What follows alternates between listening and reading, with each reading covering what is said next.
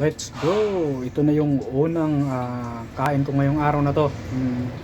Para maiba naman, nung mga nakaraan parang wet bread yung gamit ko ngayon.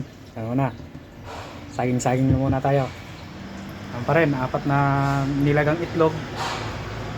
Yung chicken breast ko na 3 hiwa, tapos sapsuy.